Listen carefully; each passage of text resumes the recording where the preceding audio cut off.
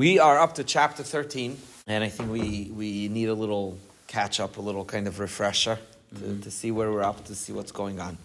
So we pretty much left off in chapter 12 by reaching the point of discussing and understanding the Beinoni, understanding at least the definition of what this type of person, this type of life is really all about. And in summary, what we defined, what we got to, is that basically the Beinoni is the individual who, in one hand, in his behaviors, in his expressions, thought, speech, and action, this individual is complete, meaning they're perfect, if you want to say, in that sense. The difference between the tzaddik and the Beinoni is the inside, is what's going on inside the individual, meaning in their mind, in their heart, their ideas, their emotions. That's the difference between the tzaddik and the Beinoni. The tzaddik is the fellow who doesn't have a struggle, doesn't have a conflict. Inside, internally, all the tzaddik desires, all the tzaddik is drawn to, all the tzaddik mentally inspires with his mind, intellectually, is all godly. There's nothing else. The tzaddik doesn't have a desire for something material, for something physical. It doesn't mean that he doesn't have association with the material. Obviously, this individual does, otherwise they're not going to live. But the tzaddik doesn't have a desire for food. The tzaddik eats what he's got to eat to live and moves on. He doesn't have an excitement about the food or about something physical, a beautiful house or a nice car. It doesn't trigger anything in the tzaddik. All the tzaddik gets excited about is godly things, spiritual things. Now the Beinoni is just a regular person. The Beinoni is the regular person, like all of us. The person who sees the world and gets excited about it. The person who has an attraction and an interest and a draw to material things and to physical things. But what's the difference? The difference is that the Beinoni never allows for that passion or for that pull dictate or to influence the actual expressions of what the Beinoni is going to do. Meaning in his thought, in his speech, and in his action, he's never going to express anything that isn't godly. And last time in chapter 12, we got into discussing the idea of the thought, because that part is oftentimes a little confusing, because people frequently confuse between thoughts and intellect. And we basically explained the difference of that is there is impulsive thoughts that, they just pop into your head, that the Beinoni has no control over. So that the Beinoni will still have, thoughts that pop in his head about something material, something physical. That's fine. That's part of the insights. That's part of the intellect. When we talk about control over his thoughts, means active, mindful thoughts. What was intentional thoughts that he's intending to think about. Sometimes we make an intentional decision. I want to think about this right now. The Beinoni never chooses to think about something that's not godly, that's not what he's supposed to think about. Everything has to have a connection with godliness. Now, it could be that he's thinking about something material, but in the context of God. Maybe he's thinking about, what he's going to prepare for dinner, but not because he likes the food, but because you need to eat, to serve God, to have strength, whatever it may be. It's all inspired and influenced by a higher purpose, by a godlier purpose. So that's the Beinoni. So pretty much the Beinoni is a pretty high standard. It's a very high level. But what we're saying is that this path, the path of the Beinoni, is a path that's accessible to each and every one of us. And today we're going to dive in a little deeper into this definition and into this understanding to be able to answer the question that some of us may be thinking, well, why do I want this lifestyle? Why do I need a program or a path to learn how to achieve this? Who said I want it? I kind of like the fact that I get to enjoy physical things, that I get to eat food that I like, and I get to go on a vacation that I enjoy. Okay, so I like to do the mitzvot, I do good things, but I also like to kind of, enjoy life. I'm just a regular person. I'm not looking to become some spiritual saint or something, some kind of individual that's like a mystic and just very godly and spiritual all day. It sounds wonderful. I'm not really looking to sign up for that. So why is this relevant to me then? Why am I studying about this? And we're going to address that a little bit today. We want to be able to get to the crux of it, to appreciate why the awareness of who the Beinoni is and what process, what steps are involved in being able to achieve that, why is that important for me in my life? What if I'm not aspiring to be a Beinoni? Why do I need to know about that? Okay? So we're going to address that in kind of a little bit of a roundabout way. And the first thing that the Alter Rebbe tells us here in chapter 13 is something very, very basic but fundamental in understanding the inner workings of the Beinoni.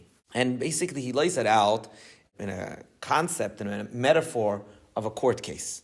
You're presenting a case before a panel of judges. So let's say you only have 2 judges who are reviewing the case. The information is presented, there's evidence, there are arguments, there are claims back and forth. And then you have 2 judges who are analyzing the information to make a determination, to make a ruling. And one judge rules one way, and one judge rules the other way. So what do? You have a stalemate. What are you going to do? You need to bring a 3rd judge to be able to weigh in and ultimately determine the ruling one way or another. You're going to have majority. With 2, you can have majority. With 3, you can have a majority. So you bring a 3rd opinion, and then the 3rd opinion will weigh in one way or the other way. And whichever way it sways, that's the way it's going to go. That's the way it's going to be. So when we look at the inner workings of the Beinoni from this perspective, from this view, what we're actually recognizing is like this. Every single thing that we experience in our life, and the Beinoni included, has 2 judges that are going to rule on how to approach this situation or this aspect of our life. Whether we're talking about a conversation with somebody, whether we're talking about something we're choosing to do or not to do, whether we're talking about dealing with a certain emotion, whatever it may be in our life, we have 2 perspectives that are going to analyze, that are going to weigh in on how you should handle it, how you should approach this, how you should deal with it. One perspective is going to be the godly soul, and one perspective is going to be the animal soul. And most of the time, they're going to be head on head, because they come from 2 different worldviews. They come from 2 different perspectives that are 180 degrees apart. One is godly-centered, one is self-centered, and now they're, weighing in on the situation. Should I eat this or not? The godly soul says, don't eat it. And the animal soul says, dive in, right? Example. But anything. It's a very basic example, in any concept. So you have 2 judges. So what do? How does that work? You have a conflict, and there are 2 opinions weighing in on the matter, 2 opposites, and they're totally conflicting each other. So what happens? Who's going to win? It's a tug of war. Who's going to win? And that's the reality of what's going on in the Beinoni. And ultimately, whether we want to be a Beinoni or not, whether it's something that we are making a conscious choice that I want to aspire to be a Beinoni or not, the reality is that this conflict, this experience exists inside of each and every one of us. Because as a Jew, we have the godly soul and we have the animal soul, whether we like it or not. That's just a fact. That's the reality. And they're both going to express themselves. Now, it's true that we can live our life in a way that we, by choice or not by choice, we may give dominance to a certain voice inside of us so frequently that the second voice is so silent that we may not even hear it so often. We may not even notice that it's there, but it's there. It's just very quiet, because we're not giving it that much attention. And once in a while, it will wake us up. It will kind of hit us. It will come inside of us. People were saying in the last 2 years, people say, October 7th woke me up. What happened? What do you mean it woke you up? What exactly did it do to you? It reconnected you with your godly soul's voice that was in you all the time, but maybe you weren't paying that much attention. That's what it means, that it woke you up. To basic things. I'm now a little more conflicted in whether or not I should have a Friday night dinner with my family for Shabbat or not. In the past, I didn't care. It was not even something that I struggled with. Suddenly, it's becoming a struggle. What happened? Suddenly, the godly voice became louder. So that's what's going on. So whether or not I want to be a Beinoni, I don't want to be a Beinoni, the fact is that we deal with this. And if we understand it, and then we know how to handle it properly, then we could be more productive and more successful in how we develop this and how we manage this situation inside of ourselves. So to view our inner workings, and we can say even if we're technically not yet a Beinoni, because this is true about every one of us. Even if we're still not yet reach the category of Beinoni. We still have these two voices inside. It could be that often or seldomly the animal soul is winning, but the conflict still exists. No matter how often the animal soul is going to win, a person never can get rid of the godly soul. Even what we discussed earlier in chapter 11 about the Rasha, we said that we have the Rasha V'tovlo, the wicked that has good in him, and Rasha V'ralo, and the wicked that has evil in him, meaning that the good is so on that he doesn't even have remorse, he doesn't even feel regret, he doesn't even feel like, oh my God, like I missed something. It's gone. But even that individual still has a godly soul. And still, at some point, something could wake it up and can inspire it, and it will come to the forefront. So no matter who we are, no matter what situation we're in our life, no matter where we find ourselves spiritually and how we manage and handle our life, we deal with this situation, we deal with this conflict. So what happens when you have two conflicting opinions? You need to bring a third view. So who's the third view? We only got two souls. So what do? We got a godly soul, we got an animal soul. What happens? So what the Alter Rebbe tells us here, so who's the third judge? How do we bring a third judge into this equation? When we have this conflict, we have the godly soul's view, we have the animal soul's view, who's the third judge? And the answer is that God is the third judge. What does that mean? That at the end of the day, this entire system and this entire setup is something that Hashem set up. He planted inside of our character, into our being. And the goal is, Hashem's desire is that the godly soul should win. That's the whole point, right? So when we are dealing with a conflict and there's a struggle and we need help, we need a boost that the godly soul should overpower, should have a stronger argument to somehow overcome the animal soul's perspective and say, I'm going to choose right, God comes in to back up the godly soul. So in a certain way, the godly soul is set up to win. That's the way the system works. So in a certain way, this is extremely encouraging. It's very, very motivating. It's very empowering to know that you're set up to win. You're set up for success. And the person should know that when we are dealing with a conflict, when we're dealing with a struggle, we have the power, we have the ability to succeed, to overcome, whatever the struggle may be. Whether it's dealing with an emotion, whether it's dealing with having the strength and to be able to choose to do the right thing, to act in a certain way. And sometimes these challenges are very, very, very intense. Oftentimes, we experience this challenge every day, every moment in our life. There's always two opinions, there's always two views. But most of the time, it kind of happens inside, and for many of us, we're probably not even aware. We're not even noticing that it's going on. And whether we go with the godly soul, the animal soul, whatever happened, maybe we're not paying that much attention. But there are moments, there are situations when we feel the struggle. We feel the conflict very deeply and real inside of us. And it's something that on one hand, our consciousness, which is our mind, which is the godly soul's headquarters is in the brain, is telling us to do this in a certain way. And the animal soul, which is in the heart, which is inspiring the emotions, is really pushing to do it a different way.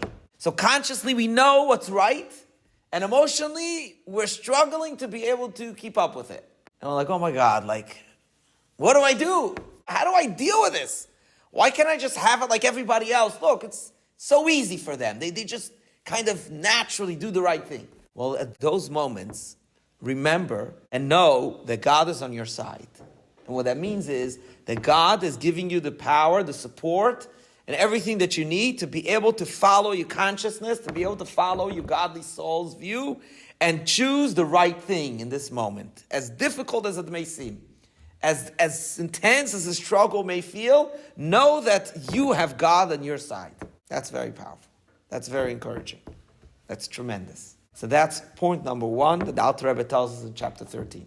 We can already see how this is so relevant to every one of us, even if we're not yet in a mode that we're actively aspiring to be a Beinoni.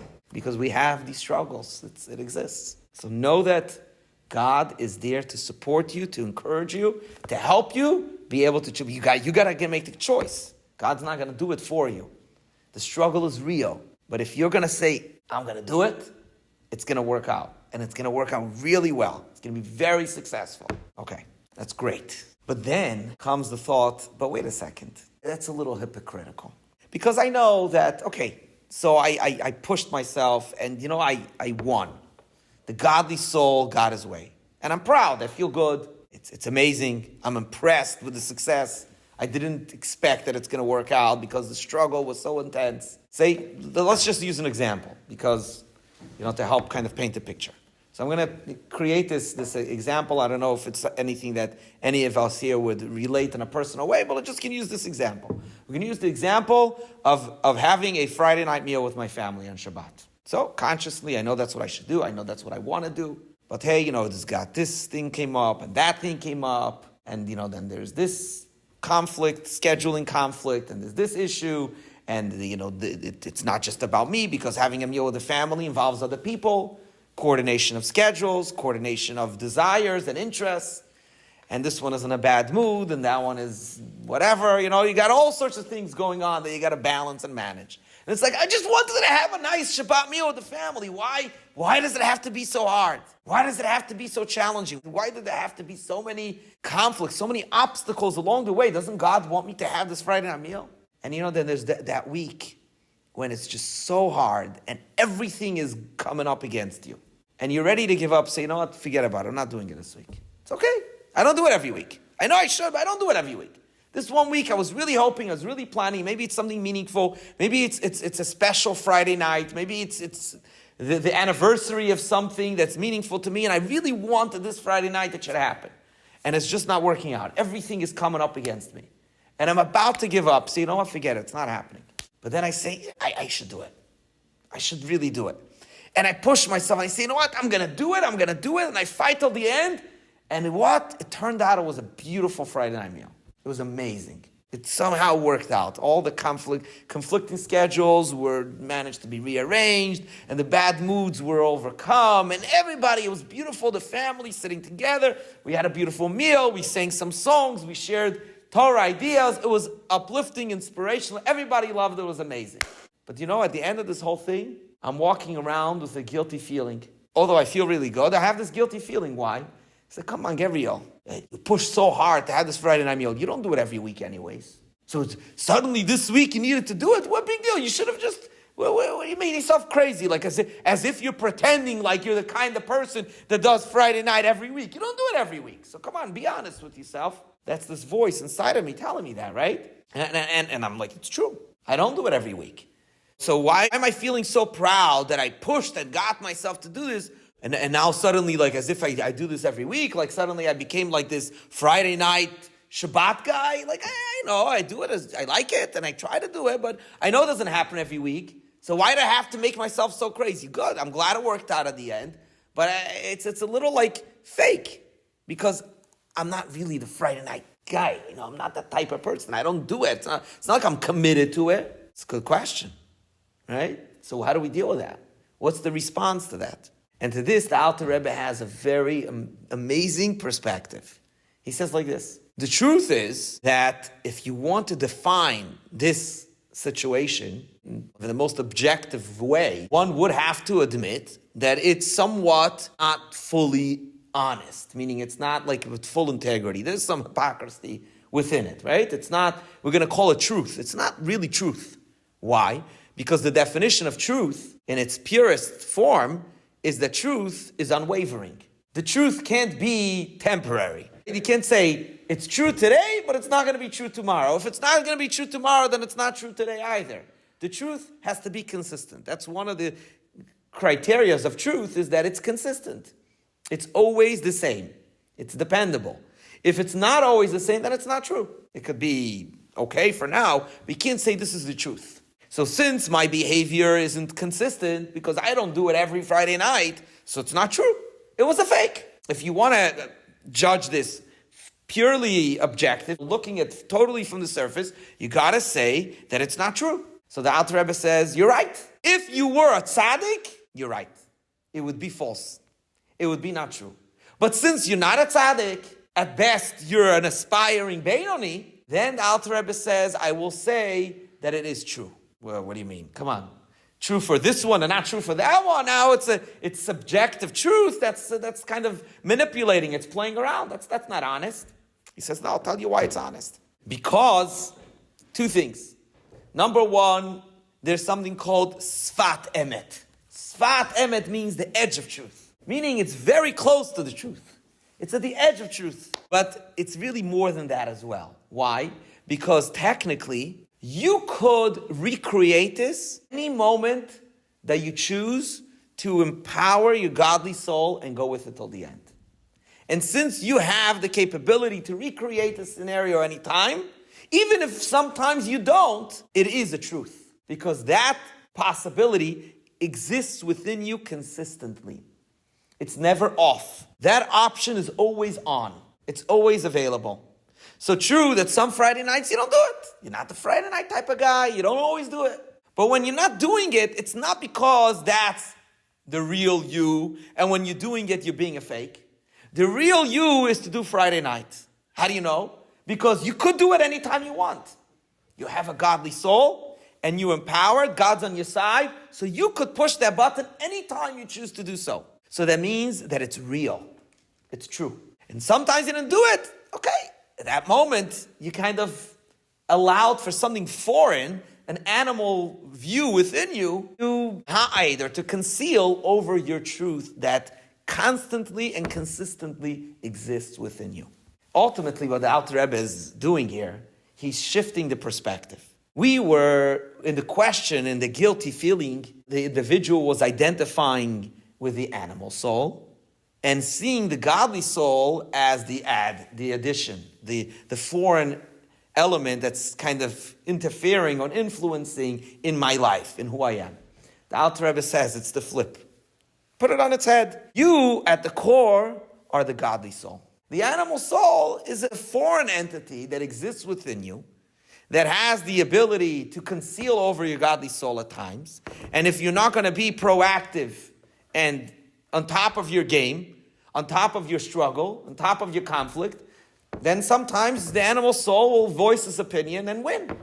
But anytime you so choose, you have the full capability to exercise the full power of your godly soul. There's nothing in the world that can ever stop you from that. And in fact, anytime you choose to do so, God's on your side and you're going to win. So it's there. It's you. It's available. It's true. That's why it's true. So if you feel that guilt after the Friday night, and I'm using that as an example, right? I'm like, come on, but I got to be honest. It was a fake. It's not who I am. It is who I am. But you don't do it all the time. It's true, because sometimes I let something foreign influence me. But who am I? I'm the Friday night type of guy. But why don't you do it every week? Sometimes I should. But sometimes I let something else win over me. And the more we accustom ourselves and we train ourselves to view our reality, our life situation in this manner, the more we're going to become used to living by the voice of the godly soul. And without formally planning to aspire to be a Benoni, we're suddenly going to start finding ourselves becoming more and more like a Benoni. Because we're starting to identify with the godly soul more than with the animal soul. That doesn't mean that you're becoming all godly and you don't care about remember, inside, your animal soul is alive and well. It's going nowhere. At best, you're going to be a Benoni. You're not going to be becoming a tzaddik. So know that fact. Know that truth. You're going to continuously have that passion and that drive and that desire and the temptation for the physical, for the self. It's going to be in you. It's not going anywhere. But the more you're going to start living godly soul-wise, the less often that voice is going to act, is going to have the power to choose. It's still going to be a loud voice. It's not going to get quiet. But that voice is going to have less opportunities to rule on the case. So you're saying it's kind of like a muscle. The more you work it out, the stronger it gets. Mm-hmm. It's kind of a good analogy in my mind. Exactly. Because then it gets louder. But the fat's never going away. Yeah, it's always there. So the minute you stop working out, the fat's there. Yeah. You got it right there. You can't get rid of this fat. You can work the muscle, you can have more strength and more strength and more strength, but know that doesn't matter how much you work this muscle, if one day you stop, you got the fat. But that shouldn't be as a discouragement, because everything you've done is very successful. We are trained to think in a way that success is measured by the results. That's the way we're trained to think. If you go to work, how do you say I'm being successful at work? Nobody's going to say I'm being successful at work because I show up on time every day. I give it my best. I work really hard, but I produce nothing. I'm very successful. No, you're a failure. Nobody's going to say you're successful. Why? Because we're trained that how do we measure success? By results. And if somebody puts in minimal effort, comes late, misses things, but somehow they get lucky and they're being very productive, people will see them, oh, you're very successful. This guy is a schlemazel, disorganized, completely irresponsible. But hey, he got lucky. Yeah. Successful. The Tanya is telling us that that's not true. That's not the real definition of success. The real definition of success is not measured by the results, it's measured by the effort. So because you keep putting in the effort and you have those successes, the effort here is not just that I'm trying, but I'm never succeeding. You're succeeding. You're succeeding at the moment, but it doesn't last from one moment to the next. In other words, just because I succeeded in this Friday night doesn't mean the next Friday night is just automatically going to come. It's going to be, I'm back to square one next Friday night as if last Friday night never happened. The only thing that I have from last Friday night is the memory of how good it was and the fact that I'm reminded that when I really put in the effort, I could do it, no matter how difficult it's going to be. But it's not going to make the struggle any less this week. And if I didn't make it, that doesn't take away from the truth and from the good that happened last week. And if I make it again a second week, and I make it again a third week, and a fourth week, and a fifth week, and I have a streak that's not stopping, it's 10 weeks in a row, and the 11th week I'm struggling again, I'm like, what? Why am I struggling? 10 weeks, I got it. Why am I still struggling? Because you're a Beinoni. Don't be discouraged from the fact that you're struggling. The fact that you're still struggling doesn't undermine in any way how far you have come in the last 10 weeks. Because you're never going to stop struggling. It's okay. It's okay that you've got this fat. It's staying with you, but you're building your muscle. So never let your guard down, because that's the battle of the Beinoni. And eventually, as we continue in the chapters, we're going to give more meaningful encouragement for that as well, because you get tired. For all my life, I got to keep struggling. You mean I can never get to a point that I've gotten into it and that's it? It comes automatic? No, it's never going to happen. Let's just be real. Let's know the expectations. One more question. Does the Tanya, does it say anything about how everyone is born with the same type of animal soul? Or are people born with different, various different strengths of an animal soul? Absolutely. So are we all different or are we all unique? We're all different. And so some people have it easier than others. 100%. And that's taught. And so but that's also true about the godly soul. So some people are born just more with, more in tune with a godly soul, with a higher... Like the Rebbe, like you're born with it's easier. Just well, the Rebbe is a tzaddik, so... One was godly, one was not, so she was being pushed and pulled each way. Let's put the tzaddik aside, because that's not so relevant to our conversation. The Rebbe is not a good example in the fact he's a tzaddik, but in regular, ordinary people, we all have a godly soul. Some of us, our godly soul's voice is louder. Some of us are more in tune with our godly soul, by nature. We all have the godly soul. And in fact, the Talmud says that whoever has a stronger animal soul, his godly soul is stronger. And the reverse. Whoever's godly soul is very strong also has a stronger animal soul. Because God sets us up in the struggle with a balanced opportunity. God doesn't give a person a very, very strong animal soul, a very dominating, crazy animal soul with a weak godly soul. Doesn't do that. That's unfair. God doesn't do that. So if someone acts on their impulse and the animal soul just has taken over for years, the Tanya says that individual also has a like-minded, also a very strong godly soul. Very powerful godly soul. So they have. Okay. I'll give you an example. I read a book. There's a rabbi, Rabbi Shai Staub, who got very involved with helping people with addictions and 12-step program. And he did a lot of research, and he wrote a book called, I think it's called God of Our Understanding or something, based on the principles of the 12-step program. Amazing book, by the way. Anybody should read it, whether or not you're involved or associated with anybody dealing with addiction. I read it. I think it's a fascinating book. But what he has in the introduction there, he explains a concept. I thought it was mind-blowing, that addicts are very, very spiritually sensitive.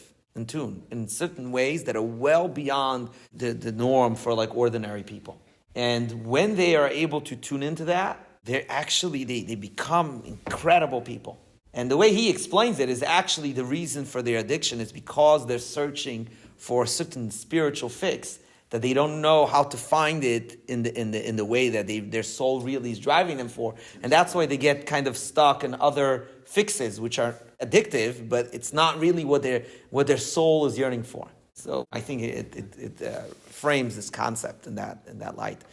Okay, so what we're doing here is we're kind of going from chapter 13 into chapter 14 a little bit, and they work together. So I want to kind of flow into that. So this point, the truth, that's chapter 13. In chapter 14, the Alter Rebbe basically says, based on all of this, the path of the Beinoni is a very straightforward path for any individual. He calls it Derech Kol Adam. It's the way of all people. Anyone could be a Beinoni. Any individual could become a Beinoni, technically. Because this conflict, this reality exists in every one of us, as we explained before. So if we so choose to follow the path of the Beinoni and to get into it, we can accomplish that. What does that mean? That means like this. There's two parts in that, if we want to define it further. One part is avoiding being a Rasha, meaning not allowing myself to speak, to think, to say the things that I shouldn't. That's one part. But then there's also another part, which is very important to understand and to realize in order to successfully be able to follow through this effort of working towards being a Beinoni. And that is Tehi Tzadik. If you remember in the very, very first class, we talked about an oath that the heavenly court administers to every Jewish soul before it comes down onto the world. And it makes the soul swear, Tehi Tzadik, I'm going to be righteous, Ve'al Tehi Rashan, I'm not going to be wicked. What's the meaning of that? Why be righteous and don't be wicked? Just say be righteous and automatically not wicked. Or don't be wicked and you're automatically righteous. What's the idea? But now we can appreciate, because there's really two concepts. There's not being wicked, which means I'm not doing, saying, or thinking what I shouldn't. I'm always doing, thinking, and saying what I should. Okay? That's not being wicked. But it's not being righteous, because righteous is somebody that doesn't have the desire to do bad. It's somebody who doesn't have the idea to do bad. That's the tzaddik. So what does it mean to be tzaddik? I'm trying at best, if at all, to be a Beinoni. So what does it mean, be a tzaddik? And the answer is that in order to be able to be successful at being a Beinoni, a person has to fantasize sometimes, not sometimes, a person has to, at times, meaning set aside times in your day or in your life. It doesn't have to be every day, but periodically. You have moments where you fantasize tzaddikhood. What does that mean? You pretend, or in your mind, you kind of imagine what it's like to be a tzaddik. Imagine if I lived my life in a way that all I wanted was godliness. I didn't really care. You know what? A fancy car means nothing. I'm not even paying attention, not even looking at it. Delicious food, I don't care. Just eat. Makes no difference. Tastes good, doesn't taste, who cares? Fantasize, because it's not real, right? I'm not there. I'm just a regular guy. So this is totally not real. But why do I need to do that? Because this fantasy has a very, very impactful effect on my soul. What does it do? It creates for me a certain desensitization to the material physicality of the world. Got to tone down a little the animal. Let's be honest. Even when I finish my fantasizing, give me a good steak, I'm still going to like it. Okay? Let's be honest. And I'm not going away from that. But a little tiny bit, I'm not as excited about it. And together with that, I'm developing a taste for godliness, for something that's a little more abstract, a little more spiritual. The truth is that even in our own physical experience, there are different degrees, there are different levels of pleasures. There's pleasures from food. That's a very low materialistic pleasure. There are pleasures from music. That's a little more sophisticated. There are pleasures from art. That's even more sophisticated. There could be pleasures from philosophy, poetry. That's even more sophisticated. But these are all, at the end of the day, materialistic. And then there's pleasure from godly, spiritual. How do you get to that? If you're still holding at the level of just all you care about is food, it's very difficult to get inspired and excited about something godly. So you got to kind of like train yourself to elevate, to kind of graduate your interests and your passions, your desires for things.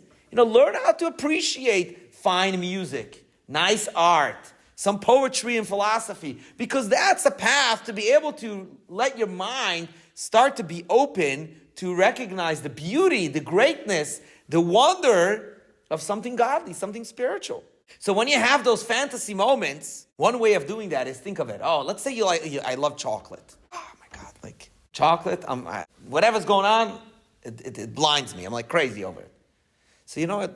In your fantasy moment, think of the chocolate bar, where it comes from. Like, okay, like what is it? How's it made? Think of it, where it's going after you eat it. Don't ruin chocolate for me. What? I'm just kidding. It's like don't ruin chocolate for me. There you go. You see? But that's what it's doing, right? Now, it doesn't mean that when you finish this, you're never going to eat chocolate again. No. But you know what? You weakened a little, like, it's not as exciting as it used to be. Once in a while, do that. Do that once in a while. It's good for your soul. Imagine if you loved something godly. Think of it, pretend, try to imagine in your mind a person that gets so excited about a mitzvah. Like as if this is it's a bar of chocolate. Whoa. Imagine if I was like that. Okay, wake up. I'm not. But you know what? It rubs off a little. And that's part of the work. If we want to be able to learn how to manage this conflict, we have to be able to give ourselves the tools and the access to the resources. And when I say resources, I'm talking about really spiritual resources that are going to empower us to be able to succeed in the struggle. So to summarize, we have a few points here between chapter 13 and 14. Number 1, never give up. No God's on your side. No matter how hard it's becoming, know that you have the power, you have the capability, and you can do it. Number 2, don't fall into the trap of the hypocrisy. Every time you succeed, it's real because you could do it. And you can rewrite that story, you can recreate that reality anytime you so desire. No matter how infrequent it may happen, know that that's your real moment. That's your real truth. Number 3, anybody who wants could be a Beinoni at any moment. No matter what happened before, no matter what's going to happen later, you can make it happen. But how do I get myself to care, to be more interested in this? Once in a while, in addition to dealing with the conflict, we have to close our eyes and fantasize tzaddikhod. And doing that is in 2 parts. 1, desensitizing a little bit the excitement for material, physical things, and inspiring a little deeper interest and attraction, connection to godly spiritual things. And the more we do that, the easier or the lighter, the more prone we are to be able to make that choice to succeed in the battle.